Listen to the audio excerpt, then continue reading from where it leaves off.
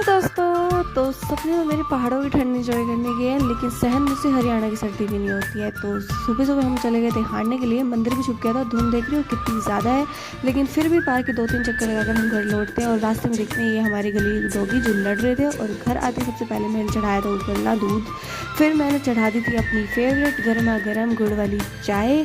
And सुबह सुबह गर्मा गर्म चाय हो जाए और क्या चाहिए इंसान को। फिर कल पापा लाए थे पालक ताज़ी ताज़ी, तो जिसे धोकर मैंने अच्छे से साफ़ कर लिया था और आज बनेंगे पालक के पराठे। और अगर मैं एक जॉब एस्पिरेंट ना होती तो मैं क्या होती, मैं अपने ढाबे में पराठे बनाए होते, क्योंकि मुझे एक यही काम है जो अच्छे से आता है। तो फिर मैंने बनाए थे गर्मा गर्म पराठे पालक के करारे करारे। एंड सबके लिए पराठे तैयार करके मैंने डिब्बे में पैक कर दिए थे। पैक नहीं किया था, मतलब बंद कर दिया था डब्बा बनाने के बाद। आज हमारे प्रेस वाले के पास प्रेस करने के लिए कपड़े नहीं थे, इसलिए वो रसोई में आकर बना रहा था मक्खन।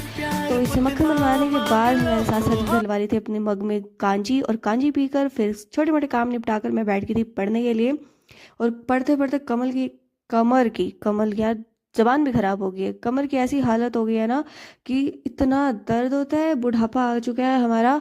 एंड देन फिर पढ़ते पढ़ते इतनी ही देर में आ जाती है हमारी प्यारी सैंगी जग्गा जासूस बनकर पूरी कवर होकर आई थी और मेरे बिना करके आई थी शॉपिंग। फिर इसका भरवाई करने के लिए वो लेके आई थी मेरे लिए भेलपूरी। फिर सारे कपड़े अच्छे से देखने के बाद, जांच परख करने के बाद हम चले गए थे छत पर धूप सेकने के लिए। अच्छे से थोड़ी देर धूप सेकी, चुगल चकारियाँ की आसपास के लोगों की। एंड देन फिर ये तो नीचे ही बैठ गई थी खाने के लिए, मैंने इसे उठाया तो फिर हमने खड़े होकर भेलपूरी इंजॉय की।